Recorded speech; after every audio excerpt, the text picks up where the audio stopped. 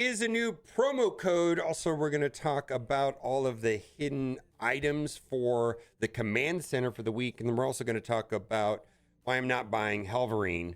It's interesting. It's probably not what you think, but we will talk about it. First things first, we got the new promo code Intel Boost, which is 20,000 Intel and 200 power cores. Now, these codes change all the time. And if you go on my Discord or inside of my Twitch chat and type explanation codes, you'll get an updated message from Nightbot, which will show what codes are currently working. So at the time of the making of this video, there's the following codes: Intel Boost, First Count Champs, and Yelena. And then there's also a link to Destructoid.com. Sometimes there's other codes on there as well. Now, as far as the command center, there are two different things that are a little bit challenging to find. I don't want to say they're hard to find, but I'm just going to show you where they're at. Collect Astral Force from Chaos Raids, the Jean Grey node. So that is the boss node right here. So if you see, this is on the left lane, the top lane.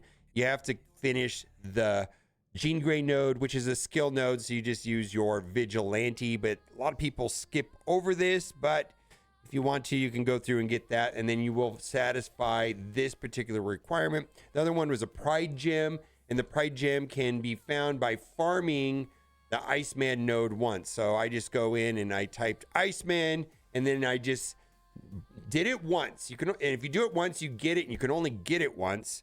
So I just spent the 16 energy, got the gem. This is on Heroes 5-6, and then you will be good to go on this reward, which is through the week. Now, wanted to talk about some of the challenges in the HELLVERINE.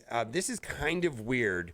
There's this accursed challenge, which has the 15 energy per day. My understanding is that this resets per day, and it's kind of confusing, but there's actually 3 nodes. And if you go into it, you're going to think that there's only one node. You have to scroll all the way to the right, and there are 2 more nodes. And I'm under the understanding that this is going to reset on a daily basis.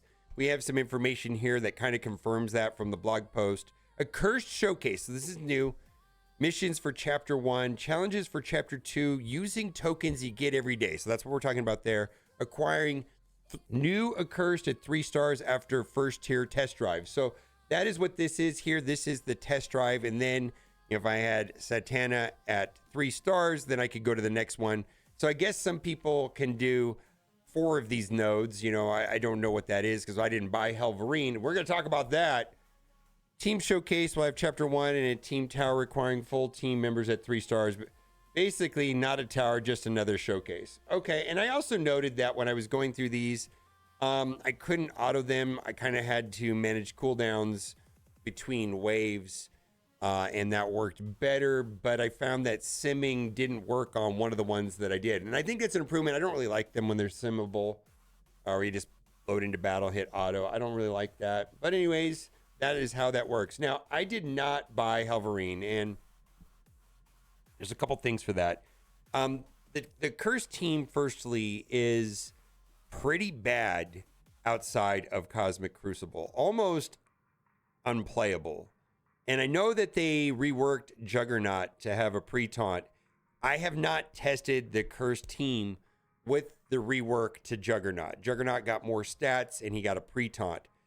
My testing prior to that change inside of Alliance War with the cursed team is that they were awful.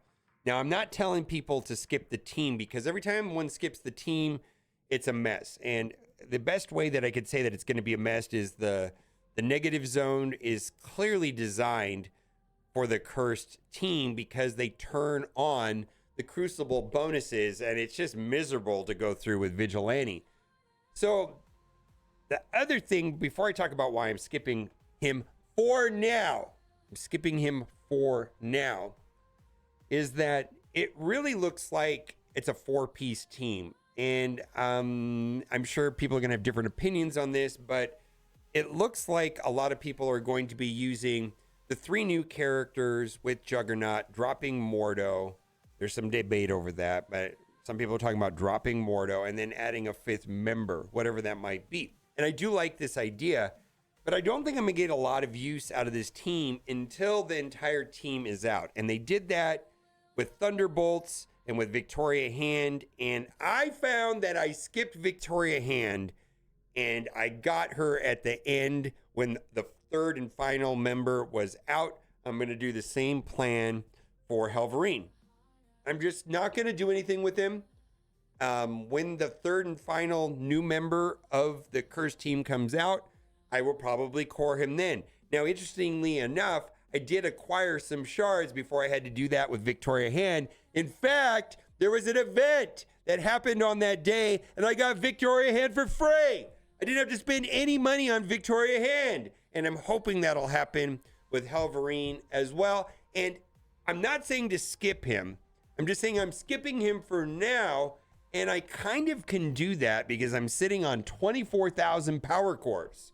So this may not be a good strategy for, if you're, because I'm not saying to skip the team.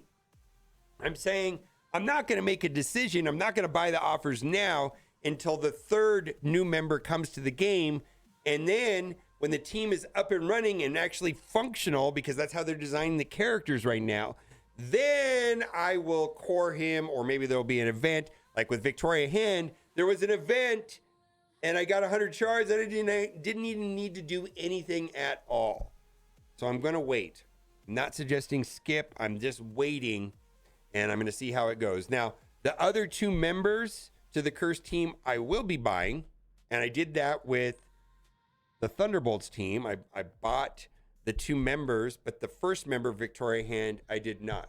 Don't know if that makes sense, but Victoria Hand was the very first character that I have not bought when the new offers came out in almost 4 or 5 years of playing this game, and it totally worked. And so I'm going to do that with HELLVERINE and see if it works also. Here is his ISO attack. I haven't really thought too much about what that means. I guess if you do Striker, you'll get that. It's kind of very narrow and specific, though. So I think I was going to do Raider on him. Danger Room post. And this is interesting.